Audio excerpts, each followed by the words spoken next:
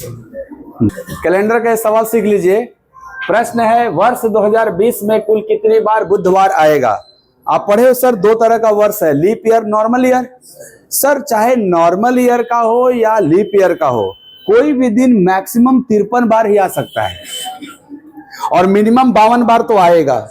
52 सप्ताह कुछ दिन होता है भाई। नॉर्मल ईयर होगा तो 52 सप्ताह एक दिन और लीप ईयर होगा तो 52 सप्ताह 2 दिन।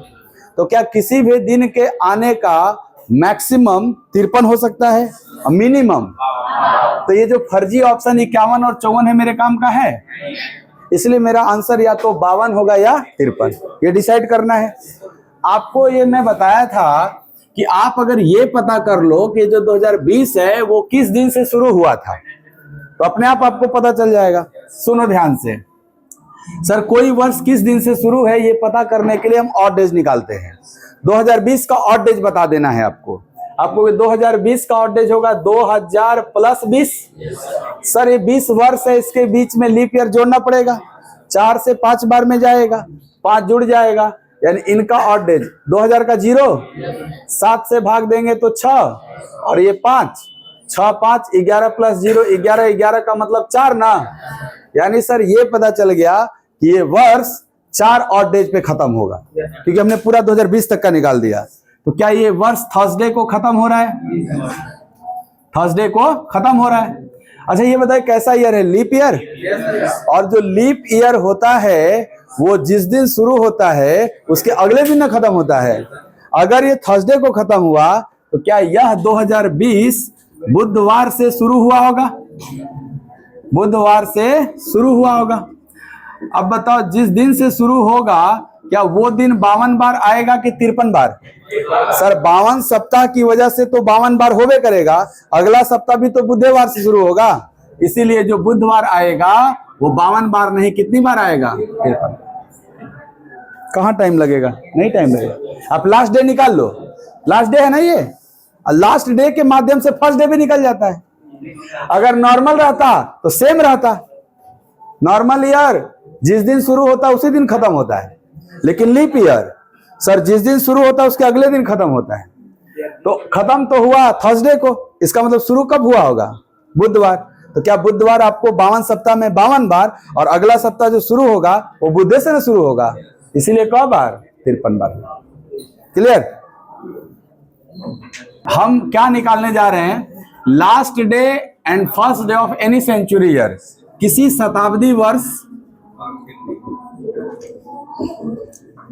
शताब्दी वर्ष का अंतिम और प्रथम दिन क्या होगा ये हमको सीखना है। इसमें कोई भी सेंचुरी का फर्स्ट डे क्या हो सकता है, लास्ट डे क्या हो सकता है।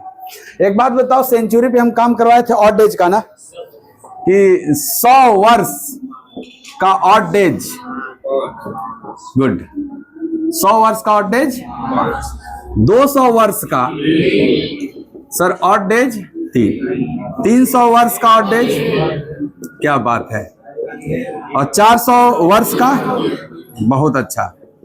फिर यही चीज रिपीट ना हो जाएगा क्या? वर्षों का ऑड डेज, सेंचुरी ईयर का ऑड डेज उसके लास्ट दिन को बताता है। तो बताइए अगर 100 साल का अगर ऑड डेज 5 है, इसका मतलब वो फ्राइडे को खत्म हुआ होगा। तो सर लास्ट डे अगर देखा जाए तो पहली शताब्दी का अंतिम दिन फ्राइडे। मान लो यही आपसे कोई प्रश्न पूछ दिया कि जो पहली शताब्दी थी उसका अंतिम दिन क्या था, तो आप कहोगे फ्राइडे। अच्छा ये बताओ 200 साल का ऑड डेज अगर 3 आया है, इसका मतलब जो दूसरी शताब्दी खत्म हुई है वो 3 ऑड डेज पे खत्म हुई है। तो क्या दूसरी शताब्दी का अंतिम दिन 3 पे वेंसडे था, तो उसका अंतिम दिन क्या होगा? वेंसडे। एक ऑड डेज है तो और 0 ऑड डेज है तो, यानी सर अंतिम दिन तो आसान है एकदम। पहली शताब्दी का अंतिम दिन फ्राइडे, दूसरी शताब्दी का, तीसरी शताब्दी का, चौथी शताब्दी का, पांचवी शताब्दी का, फिर से शुरू हो जाएगा ना, पांचवी शताब्दी का फ्राइडे। मतलब कौनों शताब्दी का अंतिम दिन पूछेगा, इसी में से आंसर होगा। तो अगर पूछ लिया जाए कि किसी शताब्दी का अंतिम दिन क्या क्या हो सकता है, आप कहोगे ना फ्राइडे, वेंसडे, मंडे, संडे में से ही कुछ हो सकता है। क्या इसके अलावा कोई अंतिम दिन होगा? चलो अब फर्स्ट डे की बात कर लेते हैं। फर्स्ट डे की बात कर लेते हैं। एक बात बताओ कि पहली सेंचुरी का पहला दिन अगर निकालना है तो कौन सा वो दिन होगा? तो सर वो तो एक साल का कहानी होता है कि एक नॉर्मल ईयर जिस दिन शुरू होता है उसी दिन खत्म होता है। बट क्या 100 साल एक नॉर्मल ईयर है? नहीं, एक नॉर्मल ईयर तो हुआ 1, 2, 3 और लीप ईयर हुआ 4। वहां ये कॉन्सेप्ट नहीं है। यहां कॉन्सेप्ट क्या है कि सर 400वां साल खत्म हुआ है ना संडे पे, तो बताओ 500वां साल जो शुरू होगा वो किस दिन शुरू होगा? संडे के अगला वाला दिन मंडे से शुरू होगा। तो जो 500वां साल जिस दिन शुरू हुआ होगा, क्या पहला साल भी उसी दिन शुरू हुआ होगा? क्योंकि मेरा पूरा का पूरा कैलेंडर हर 400 साल पर रिपीट कर जाता है। इतना समझ में आ रहा होगा? तो 400वां साल कब खत्म हुआ? तो 500वां साल कब शुरू होगा? अगर 500वां मंडे को शुरू हुआ तो पहला साल भी कब शुरू हुआ होगा? क्योंकि 400 साल पे रिपीट हो जाता है। तो बताओ फर्स्ट सेंचुरी का फर्स्ट डे मंडे। और सर होना भी चाहिए क्योंकि हमने बताया था जो हमारा कैलेंडर है ग्रेगोरियन 1-1-1 वो मंडे था, इसीलिए ना ऑड डेज 1 बराबर मंडे बोला गया है। बताओ इस डेट का ऑड डेज क्या होगा? 1 और 1 पे कौन दिन होता है? इसीलिए पहली तारीख, पहली महीना, पहला साल वो कौन दिन था? समझ आ गया बात? अच्छा ये बताना भाई, पहली शताब्दी कब खत्म हुई? तो जो दूसरी शताब्दी शुरू होगी क्या वो फ्राइडे के अगले दिन शुरू होगी? पहली शताब्दी यानी 100वां साल फ्राइडे को खत्म हुआ, तो जो अगला साल शुरू होगा 101, क्या वो दूसरी शताब्दी का पहला वर्ष होगा? और अगर खत्म हुआ फ्राइडे को तो शुरू होगा सैटरडे से, यानी दूसरी शताब्दी का प्रथम दिन। अगर दूसरी शताब्दी का अंतिम दिन बुधवार है तो तीसरी शताब्दी का प्रथम दिन बुधवार के बाद वाला दिन थर्सडे होगा। अगर हमारी तीसरी शताब्दी मंडे को खत्म हो रही है तो जो मेरी चौथी शताब्दी शुरू होगी वो कब शुरू होगी? मंडे के बाद। तो कोई पूछेगा ना कि किसी शताब्दी का प्रथम दिन क्या हो सकता है, तो आप कहोगे sir Monday, Saturday, Thursday, Tuesday में से ही कुछ हो सकता है। सप्ताह के कितने दिन? इस 7 दिन में एक दिन ऐसा है जो किसी शताब्दी का शुरुआत भी हो सकता है और अंत भी हो सकता है। वो कॉमन डे मंडे दिख रहा है क्या? ये स्पेशल डे है आपका मंडे। कोई पूछ देगा ऐसे प्रश्न कि सप्ताह का कौन सा दिन ऐसा है जो किसी शताब्दी का प्रथम भी हो सकता है और किसी शताब्दी का अंतिम भी हो सकता है? तो प्रश्न का उत्तर है मंडे। देखो इस वाले में भी मिल रहा है मंडे और इस कॉलम में भी मंडे। क्या मंडे के अलावा कोई और कॉमन है? तो प्रश्न आपका 46 नंबर क्या था कि किसी दिन क्या हो सकता है? आप कहोगे इन्हीं में से ना कुछ होगा। देख लेना है ऑप्शन क्या है या फिर आंसर लिख लेना है। ठीक है, अब इसमें से ढूंढ के आंसर कर लो, क्या दिक्कत है। आप लोग सीट ले लीजिए जी। गलत टाइप हो गया है। किसी शताब्दी का अंतिम दिन नहीं था होना चाहिए, नहीं हो सकता होना चाहिए। ऐसे तो कुल ऑप्शन में पार हो जी में। ये कॉन्सेप्ट है, इसी को देख के आंसर कर लेना कि कौन सा दिन किसी शताब्दी का प्रथम दिन था। कि ये भी नहीं है सर, ये भी पूछ रहा नहीं हो सकता। तो है ना, है ये हो सकता है। एम देखो ऑप्शन में संडे, थर्सडे, मंडे, सैटरडे हो गए। सैटरडे, थर्सडे, मंडे हो सकता है, तो ट्यूसडे नहीं होगा। सॉरी, इसमें संडे नहीं होगा, संडे लगा लेना। ट्यूसडे तो है ही ना फल। हिंदी सुधार ले बाबू, नहीं छूट गया हिंदी में। अंग्रेजी में सवाल देखें, अंग्रेजी माध्यम। हाँ बोलो, कौन सा बोले थे? अंकित 48 पहले बोल रहे थे ना। दोनों बता देता हूं, 48, 49। आप लोग करिएगा 48, मैं लिख रहा हूं। अंकिता अपना जन्मदिन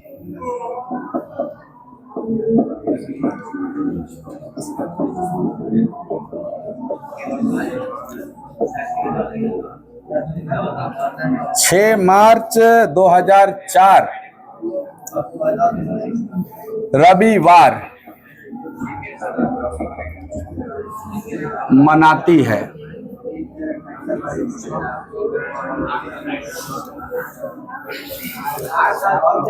अगली बार वह अपना जन्मदिन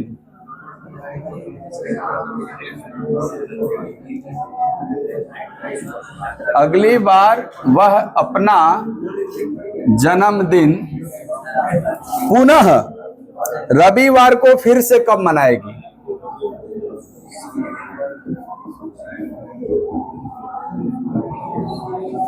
आ गया वही वाला सवाल जो अभी आप बोले थे, फिर से कब मनाएगी। ऑप्शन है 8, 9, 10, 11।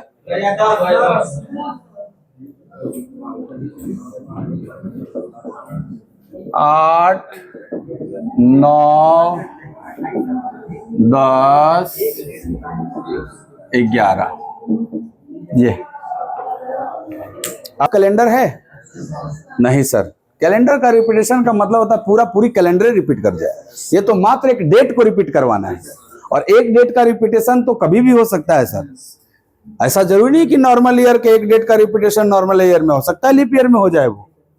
तो क्या कॉन्सेप्ट होगा इसका कि अंकिता अपना जन्मदिन 6 मार्च 2004 संडे को मनाई थी, तो अगली बार वो जो संडे को मनाएगी कब पड़ेगा, यानी आपको ऑड डेज देखना पड़ेगा कि सर 6 मार्च 2004 को ये सेलिब्रेट की है, संडे था, तो अगला डेट ऑफ बर्थ तो वो 6 मार्च को ही ना मनाएगी, ईयर बस बदल जाएगा उसका। तो सर वो ईयर यहां आंसर होगा, क्योंकि इस दिन भी क्या पढ़ना चाहिए, अकॉर्डिंग टू क्वेश्चन संडे ही पढ़ना चाहिए, संडे को ही मनाना है उसको। तो यहां बोले कौन सा ईयर लिया जाए, 4 ऑप्शन दिया ना आपको ईयर के लिए, कौन सा ईयर लिया जाए ताकि ऑड डे 0 हो जाए।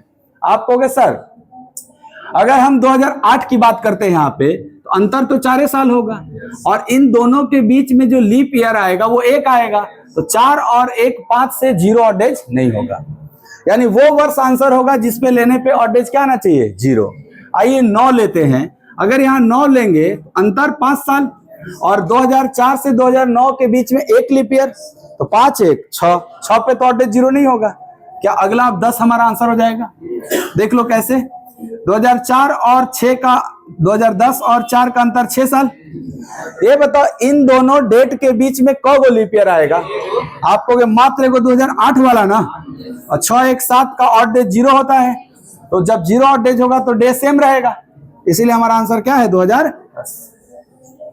ये रिपीटेशन नहीं था, इन्हें करना कि 11 साल जोड़ दो, सॉरी 28 साल, ये लीप ईयर का रिपीटेशन 28 साल पे होता था, 28 जोड़ दो 2032 है नहीं ऑप्शन में, क्यों रहेगा वो?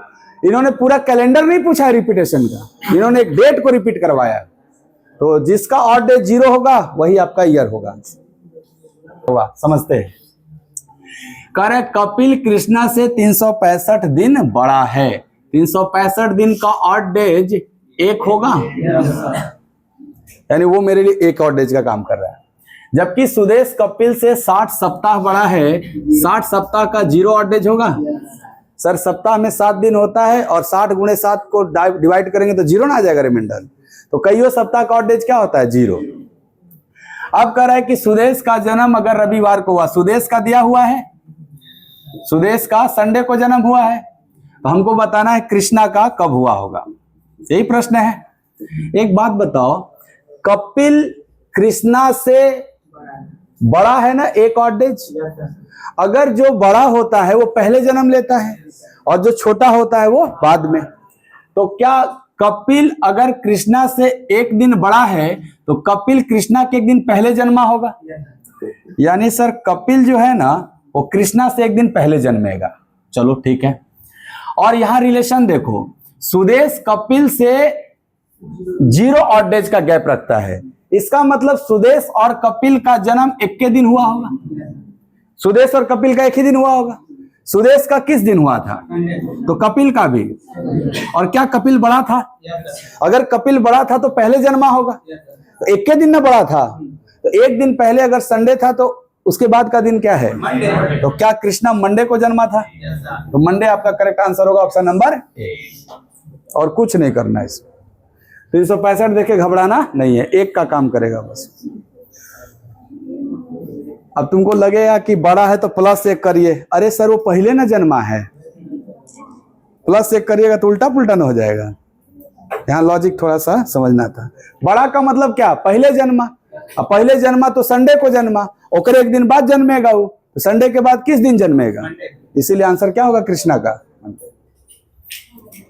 बोलो खत्म, शुरू करें।